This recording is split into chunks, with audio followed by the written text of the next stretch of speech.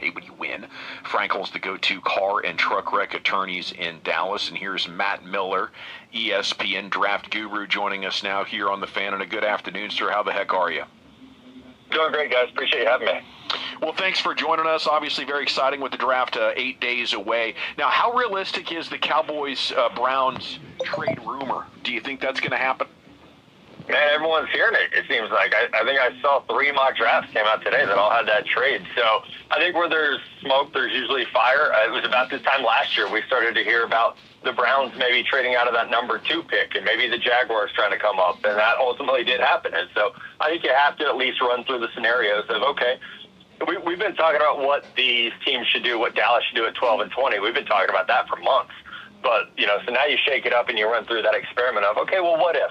What if they move to 6? What does that now look like for both Dallas and Cleveland?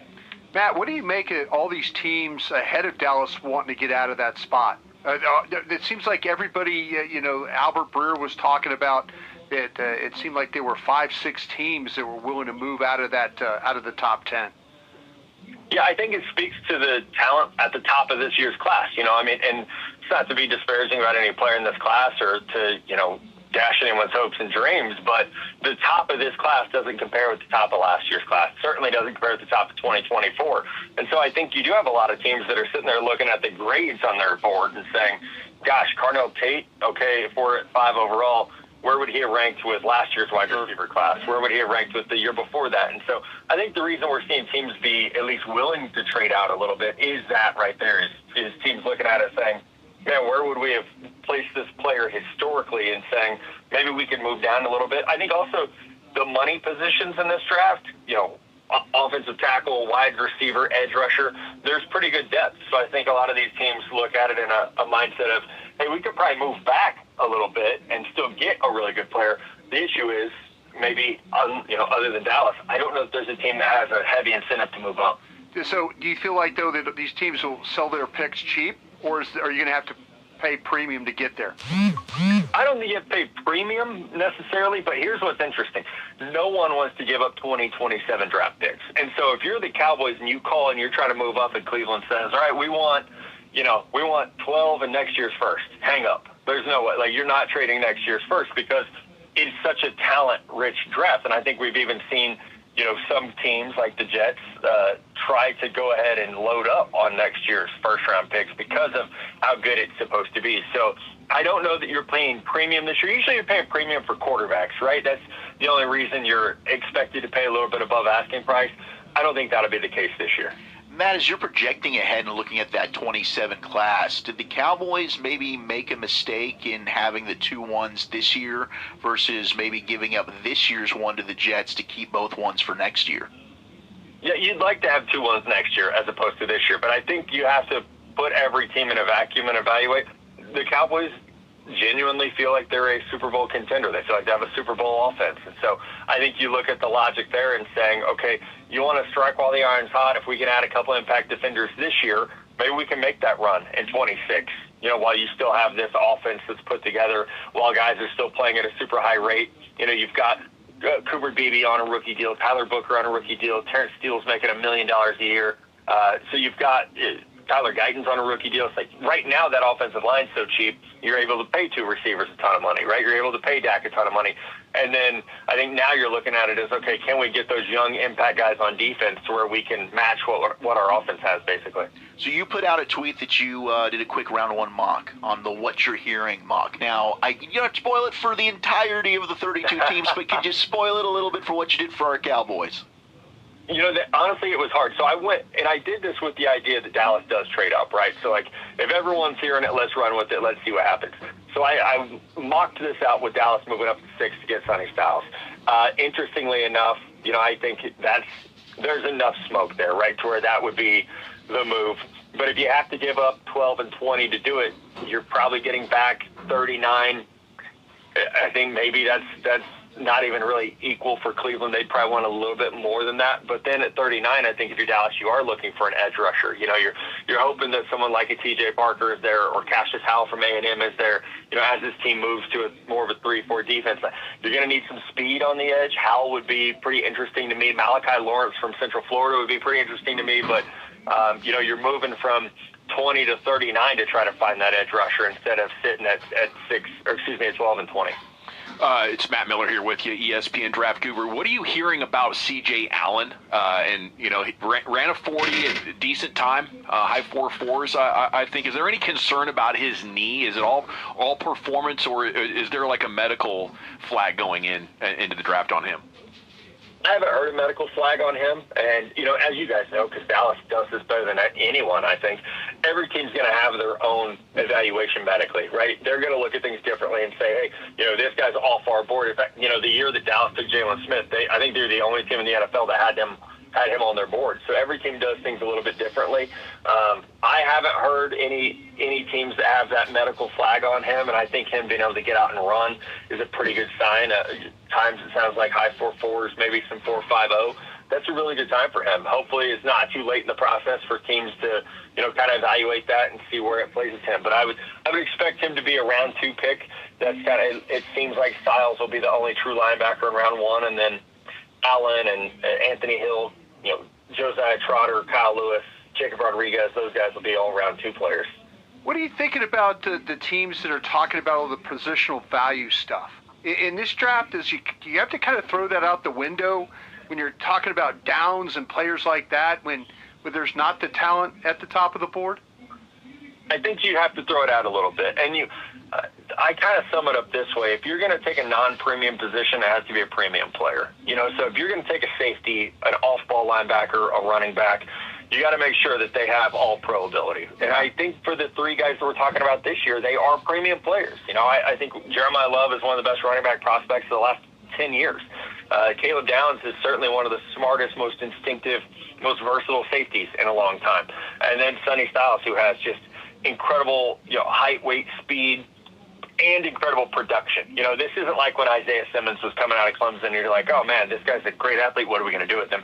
Styles led the team in tackles in 2025. In 2024, he had 6 sacks while playing linebacker. So, his ability is very, very well documented. So I think it goes to that. If you're going to look at the money positions, left tackle, defensive end, wide receiver, and say, gosh, we don't love the left tackles in this class, maybe we do go with a non-premium position, you got to make sure that's a blue chip player. Are you looking at? Oh, sorry. Go ahead, Chuck. Ruben Bain Jr. Seems to be a pretty polarizing player, Matt. I mean, is he a guy that you could see really taking a big fall if this arm length thing is a big deal to teams?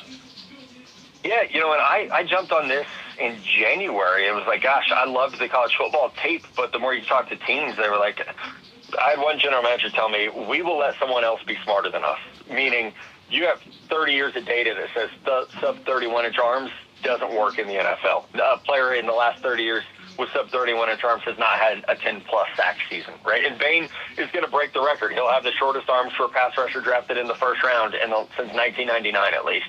So he's already going to break that record. So are you going to bet that he's going to break, 30 years of data that says not to draft these, or that these guys drafted in round 1 aren't going to have the production, or drafted anywhere aren't going to have production with sub 31-inch arms? So I love Ruben Bain's tape. I mean, I think you can make the argument he was the best player in college football down the stretch last year. But I think you would be arrogant to ignore data, right? That's why we have it. And your job is to try to marry film with analytics. And I think you can look at the film and say, are there times the short arms pop up? Yep, it does. It shows up at times. Thankfully, he has great leverage. He has great strength. He has, a good lower body base and able to drive guys, and he can lock out on the edge. But if you're drafting him expecting a 12-sack guy, that's just not who he is. That's not. The data says he's not going to be that in the NFL. It's Matt Miller, ESPN, with you here on The Fan. How do you look at this running back class after Javonte Williams? The Cowboys don't have a lot of proven production in that running back room. If they wanted to do something in the 4th or 5th round, who would be the players that you'd like there? Yeah, this running back class is weak at the top. I mean, Love's going to go very early. His teammate, Jadaria Price, is going to go fairly early. Maybe even, I know Kuiper had him going 32 overall today to Seattle. I think Mike Washington Jr. from Arkansas is probably the next guy off the board and likely goes somewhere in that late 2, early 3 range. Round 3 guys, this is where the drop-off happens. Maybe Jonah Coleman from Washington, Emmett Johnson from Nebraska, who didn't have a great 40 time, but he's still elusive. Nick Singleton from Penn State. But but these are role players, right? These aren't lead characters. These are bit part guys. And so if you wanted to piece together a backfield, I think you could add one of those guys. I would throw Kaytron Allen from Penn State in there as well. You could add one of those guys to be a role player, but I don't think the expectation is that any of them has the total package to become a number one back. Well, thank you, Matt. Terrific work, as always. Enjoy the draft, and we'll look forward to chatting with you next time. Appreciate you guys. Thanks so much. Salute. Matt Miller, ESPN, here with you on The Fan. Our path to the draft brought to you by Pluckers. Join us at all Pluckers locations April 23rd for our annual draft party. We have the top priority for the Cowboys defense at the draft coming up. Stephen Jones talked about that. Football's finest coming up here at the top of the hour, and we're back with you here on The Fan. Thank you very much, Lucius. It is the G-Bag Nation here on 105.3 The Fan. The draft next Thursday. Our path to the draft coverage brought to you by Pluckers. Join us at all Pluckers locations April 23rd for our annual draft party. The Beast is out on the Athletic, Dane Brugler's annual NFL draft preview, and Dane joins us now here to talk about all the angles. Good afternoon, Dane. How the heck are you? Good afternoon, gentlemen. How are we doing? Doing wonderful. Enjoying all your content, perusing the Beast. Got to start with, maybe the biggest Cowboys storyline or rumor going into the draft. How sure are you that the Cowboys and Browns have a trade that'll get done next Thursday night? I wouldn't put it at any type of confidence level. It's more about understanding that the Cowboys are in position to be aggressive, and we know the Browns are always willing to move. And so, obviously the Cowboys aren't going to tell me what they're going to do. But when you talk to other people around the league, they feel like the Cowboys are in a position to maybe go get the guy. If they have their eye on somebody, whether that's Sonny Styles, one of these pass rushers, Caleb Downs, they have the ammo to do it. And I think there's a good chance we see at least one trade in the top 10, and the Cowboys are kind of that team that other teams feel like could make the most sense to go and make it happen.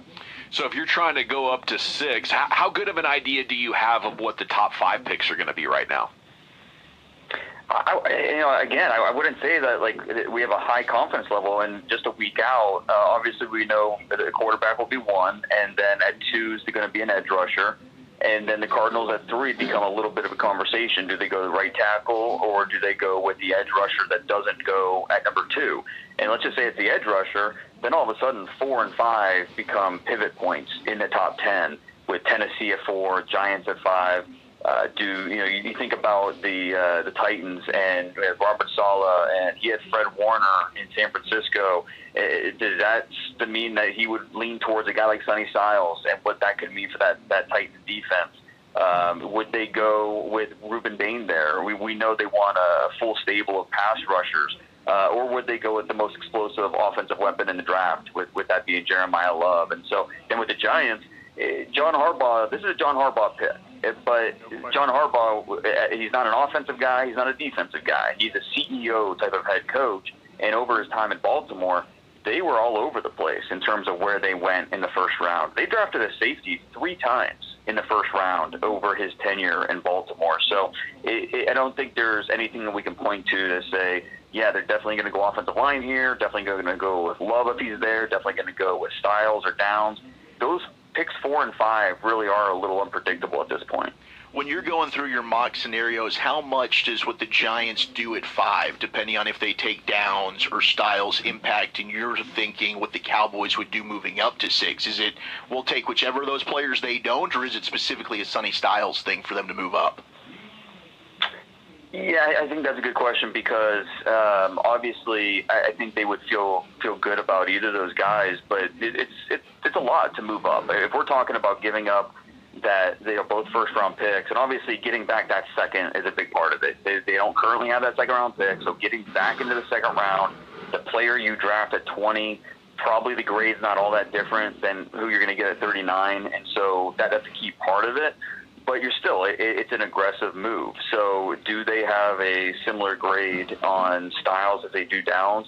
Potentially. I think if one of those pass rushers were to get there, I think that also changes the math because I think that's something that they'd also be interested in. So I think there are several players on the board that they could be aggressive, and maybe it's not the Browns. Maybe they move up, with the Chiefs at 9, or if Styles has gone at 4, say to the Titans, maybe instead of making that move up to 6, maybe they make more of a short move up to 9 with the Chiefs, where they look to get whether that's Bain or whether that's Caleb Downs, and so maybe it changes the trade and how aggressive they're willing to be. But that's something obviously we're still trying to figure out at this point. Dane, who are teams having the most problems with right now getting a handle on, Bain or McCoy? Yeah, both, right? I mean, I think if you're gonna have a list of the biggest wild cards in the first round, obviously Ty Simpson's in there. Just when that quarterback 2 come off the board, is he still around by the time Friday starts in round 2? I think Caden Proctor, the offensive tackle from Alabama, is on that list. Keldrick Falk, the Auburn defensive lineman. But then also the 2 guys you mentioned, I think, are on there as well. And with Jermon McCoy, it just comes down to each team's appetite for risk, right? In terms of that knee, and not having the 2025 tape is obviously not ideal, but you love the 2024 tape. So we feel good about that. But if we're worried at all about long-term and that knee, that's the type of thing that throws a wrench into everything. And, for some teams, you won't be on the board. For other teams, they might be willing to take that risk at a certain point in the first round. But I don't think it's going to be Dallas. I know that's been widely reported, and I think that makes a lot of sense. Dane Brugler with the Show 105.3 The Fan. Bain in the arm length. For you, when you talk with teams, for us, we just see a great player, right? An untrained eye here. I'm like, man, I'm watching Ruben Bain Jr. He's a phenomenal player. Why wouldn't you take him? But what makes the arm length so important to these teams? Yeah, and I think that functionally, there's obviously the longer you are, the easier it is for you to take on contact, shed, and just initiate the action. But I think more so than that is just the fact that in the last 25 years, since the change of the century, there hasn't been a single edge rusher drafted in the first round with under 31-inch arms. And so you think about the teams that are they're out on a running back in the top 10, they won't do it, or a safety. They're not going to draft a safety that high. There are some teams that look at the historical outlier stuff and say, look, we're not going to be the team that drafts an historical outlier in the top 10. We like the tape. We think he's a good player, but we're not going to be that team. And from that perspective, I understand it, but I'm more in the camp of, what you're saying. The tape shows a good player. I think he wasn't as consistently dominant throughout the season, the regular season. He only had 4 sacks during the regular season, but once the playoffs, you just watch those games and you're in. His ability to deconstruct blocks, especially in the run game, his ability to put pressure on the quarterback, that's something that is he's going to go top 12 in the draft. It's just a matter of where is that going to be. I think the Chiefs are in on him. The Bengals at 10, I think, would certainly take a long look, and then the Cowboys at 12 would be interesting. Dane, when you think about the Cowboys' nickel position and Christian Parker and this hybrid stuff, are you thinking more of like a safety who can cover well, or a true nickel corner who maybe can be physical and play in the run and do some of those things? Yeah, I think you keep an open mind to who's going to be there for you. If they get wiped out with those top options, is Dylan Thieneman somebody? If they don't trade at 12 and they stay put, Dylan Thieneman, is that somebody that would interest them because of that versatility? And he could be a nickel for you. He could play single high in certain looks. Because it's all about matchups. That's what the NFL is. Today's NFL is personnel matchups and being able to. The offense is going to show you one thing. Being able to adjust with the personnel you have on the field, and a guy like Dylan Thieneman, he gives you that because he has the versatility. One snap he can be one thing, and the next snap he can be another. And not only do you have to have the athletic ability, but also the mental capacity to have that type of role. And I think teams believe he can do that. So now in my 7-round mock that came out today on The Athletic, in that trade that I had them in the second round at 39 going Trayton Stukes. And he's more of that nickel who, you throw in the Arizona tape, and that's what he did. Now, he has experience at outside corner. He has experience at safety. So you like that about him. But the fact that you can see him be a nickel has to give you some confidence that, this is going to be someone that's going to translate pretty well to the next level. So Trayton Stukes, coaches have been blown away by this guy. Same thing with Caleb Downs and just his ability to, talk, schematically, just understand what the concepts are. And so I think that's going to help him be a top 40 pick in this draft. Just a matter of can he sneak into the late first round? Will he be picked 35? I think he's going to go somewhere pretty early. I think it'd be an awesome haul to be able to get Styles and Stukes. You did break my draft heart with, in the division, Downs and Jacob Rodriguez going to the Giants in your mock. If the Cowboys did not go with Sonny Styles in round 1, let's say Tennessee does take him at 4, and they're left now still looking for a linebacker, what other options do you think they have? Well, C.J. Allen, for the Georgia linebacker, he ran today. It's kind of an interesting thing. There was one scout there, and so that one scout kind of shared the numbers, but it was the numbers were between like a 4.44 and a 4.52, and so I think teams are going with 4.47 for C.J. And that's a good number for him. That's the hearing from teams, they think he has an outside shot of getting into the first round. So think about this linebacker. Is a linebacker 2 going to go in the first round? Could it be Jacob Rodriguez? Could it be C.J. Allen? And there's a chance one of those 2 could get in there. Could they go as high as 20? I think that'd be a little surprising. But at the same time, like we said before, the grade you have on the player at 20 isn't all that different than who you have at 40. And so I think there's room for some volatility in those final 12 picks of the first round, just because I don't think teams are going to be worried about the quote-unquote reach at that point, because grades are going to be so similar. Yeah, we're wrapping up with Dane Brugler here on the fan. Sorry, yeah, no problem. The times I did have on Allen, I hit 233 pounds, Dane, 162 in the 10, 271 in the 20, and 447, as you said, in the 40. They had some other times of a 4.50 and a 4.49 were the other times that they had on Allen as well. Dane, who's the biggest reach going to be in the first round of this draft? It might be Ty Simpson. Do we get an Aaron Rodgers decision before next Thursday night? If we do, and maybe if he is done, do the Steelers, does Ty Simpson become more of a discussion point for them at pick 21? I think that's certainly on the table. But like I said, because the grades are going to be so similar in the back half of round 1, I do think we could see a surprise at that point. And, whether that's, like Peter Woods, for example, the defensive tackle from Clemson, who, if you grade to the flashes, I get it. Yeah. But at the same time, the body of work just does not say first round. But this is also a light defensive tackle class, and it'd be pretty surprising if we went the entire first round without a defensive tackle. So does the Bears at 25 or one of these teams in the back half of round 1 need a tackle that badly that they reach a little bit to get that first tackle? And is it Peter Woods? That'd be interesting. Dane, is the one position group, at least initially, that people don't have a great handle on is wide receiver? Are you finding that everybody's board is a little bit different on first-round grades on wide receivers? Yeah, and I think it's not necessarily that, not having a handle. It's more just, I learned this from you, bro. It's ice cream flavors, right? Yeah. It's just all these guys offer something a little bit different. If you want more of the outside receiver, then maybe you're not going to lean towards Mekhi Lemon. Or how do you feel about the durability with Jordan Tyson? Mm-hmm. Denzel Boston, is he an X or is he a big slot? Like, just every team has a little bit of a different opinion about how these receivers project at the next level.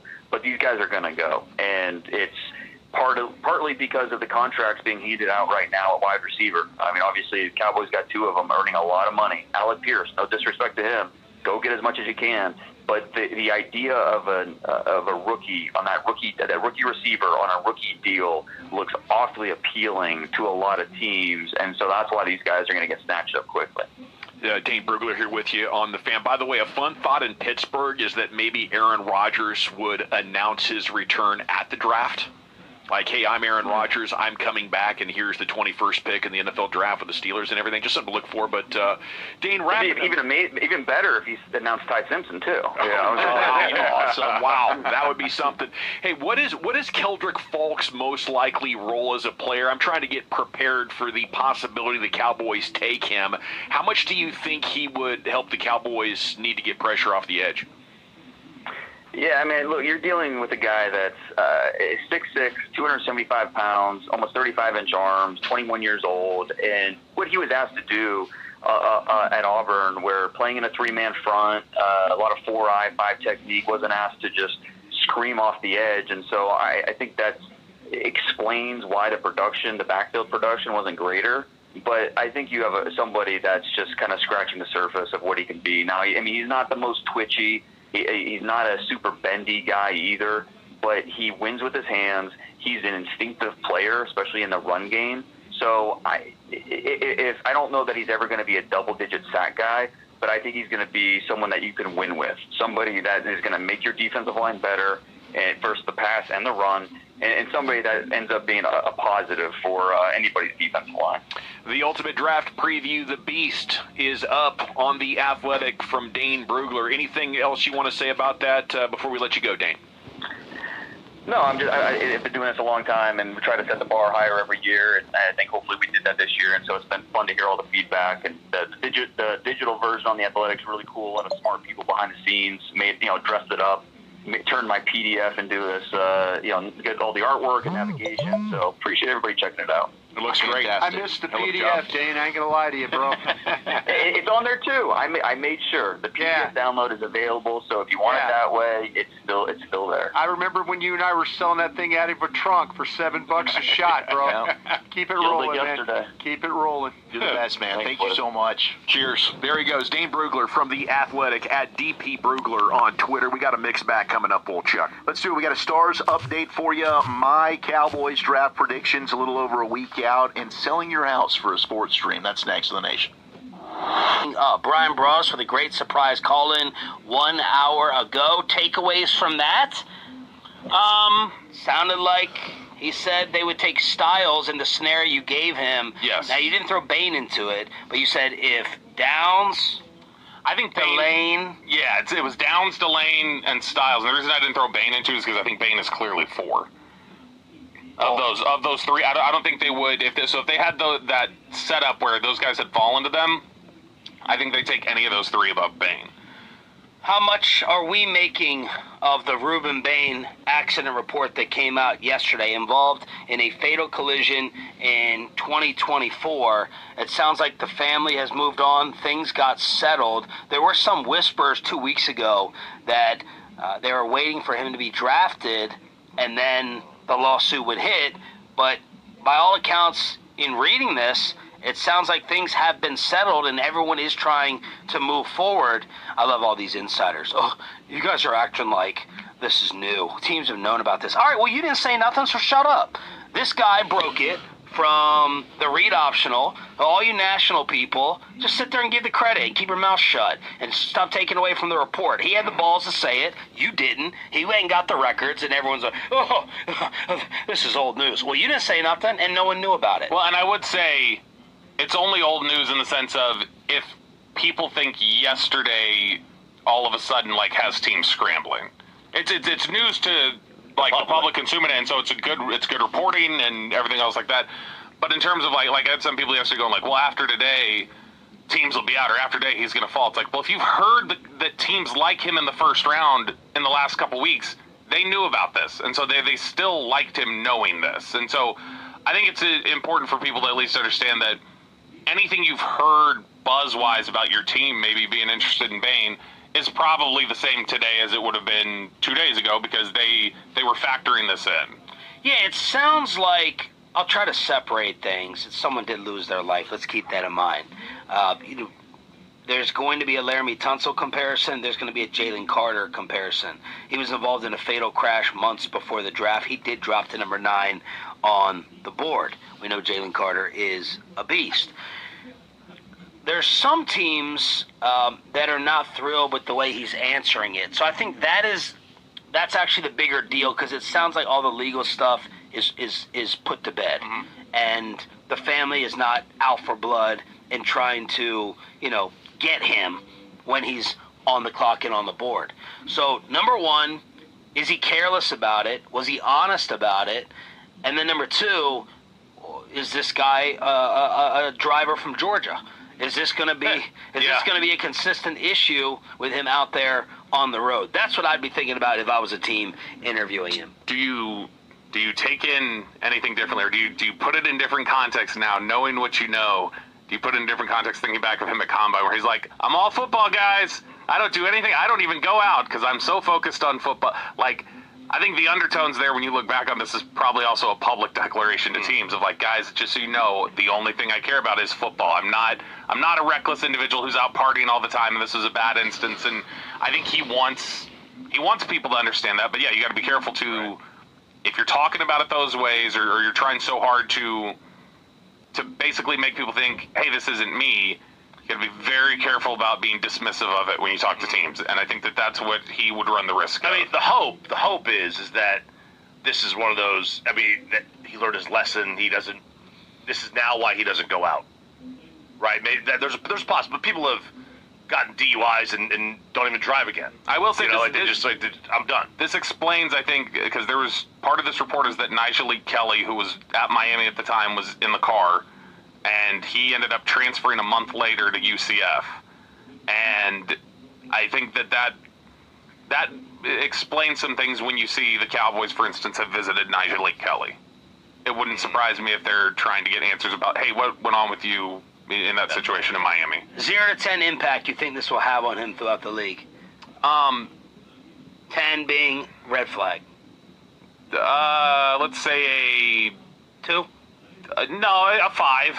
Wow. Like just in terms of like, to me, it's like, it's worth noting. Like every team will have it in their notes on him of just like, we need to monitor, and more because of how he potentially has answered it and just turned some people, like it'll break ties in some instances, I would think. Yeah. But I would still say the bigger issue that's probably an 8 for a lot of teams is his arms. Yeah. Yeah, boy, isn't that very football? Is that your short arms are a bigger drawback. And you're 10 and 2. Your ability to, because like so it wasn't alcohol, right? It was careless driving, which could be speed. Not how it's been reported. It has not been reported that it was an alcohol thing. So if that's the case, yeah, teams may look at it and go. And the charge was later dismissed. Yeah, so if they go settled civilly, no criminal charge, like what's. Yeah. Then they may care more about, okay, well, how did it mess with his head, potentially, or how has he learned from it? Where's the speed on here? Like, am I getting him going 150? I'm not seeing that. Right, I'm not, because there's, and I don't know what the difference is. I can weave at 80, right, and a lot of us weave at 80. That could be careless versus reckless. I don't know what the difference is between careless and reckless, because, I mean, it sucks, but, car accidents do happen all the time. Frankel. And that's not, car accident isn't necessarily like a reason to drop somebody. Now, a car accident with alcohol, with drugs, with 16 people in the vehicle, which is not legal, right? I mean, seatbelt per person. That's something different than driving just 80 miles an hour down the highway and getting into an accident. Yeah, I think the way you hear people talk about it around the league, it sounds like it sounds like it was obviously not good and it was reckless what occurred, but it sounds like a lot of teams view it as like, this is why you tell kids all the time who drive fast and do different things to like, you can't do that.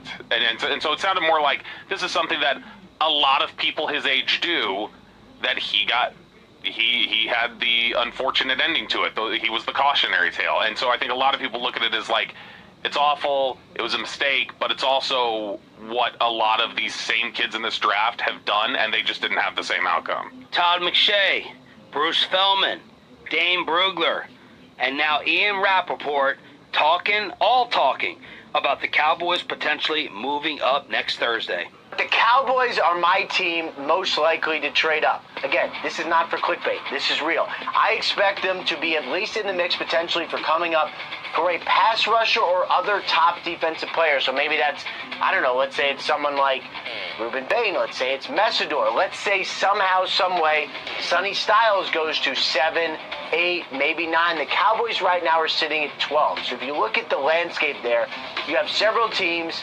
who would potentially be open to moving back. Might the Cowboys jump up a little bit to get a key defensive piece in an offseason when it has been all about fixing that defense? Tired or flustered? Flustered. I'm not tired. I did not sleep as much as I should have yesterday. Me neither. And my wife was up when I left, too. I don't know what it was. Yeah, did not sleep as much as I should have over the weekend. I slept great. Look, they want to trade up. I'm against it. And Broadus was supporting that an hour ago. I'm against trading up, but if you're going to trade up, I just don't want 20 and next year's 1 are just, they're no-goes for me. So if you trade to 9, right, you can trade to 9 and not get rid of 20. 20 is a no-go for you in what sense? Or like you can't just be 12 and 20 to go up and get a single pick, or yes, you don't even want to shift positions with 20. No. I don't want to use a first to go up. When they get out of this draft and next year, I need 3 first-round picks taken. 12, 20 for 9 and 29. That's Kansas City's picks. So you're okay with that kind of thing? Yeah, I need 2 ones. I need 2 ones this year. He doesn't want to lose the first. Lose an extra. I don't want to lose lose. first. Yeah, to me, when you traded Micah, you had a golden opportunity to reset your roster and your cap with 4 first-round picks. I think they got rid of 1 already on Quinnen. Quinn's a good player. He's young. But I just want to come away with this. I need 3 first-round picks taken in the next 2 drafts. Yeah, man. This is going the opposite way for me. You have all these needs, all this money tied up, 2 firsts, and now we're talking about giving 1 away to move up. Now, I understand what Broadus is saying. It makes you feel better as a scout to get the sure thing. Mm-hmm. Now, there's no such thing as a sure thing, right. But you probably feel a lot better taking someone at 5 than you do at 25, probably as a scout. So it's like, all right, you know that's your guy, you love the guy, go and get your guy. That seems to be Broadus's feel. And I'm looking at empty seats. I'm not worried about right now, like, who sits at the front of the class. I'm worried about filling the chair.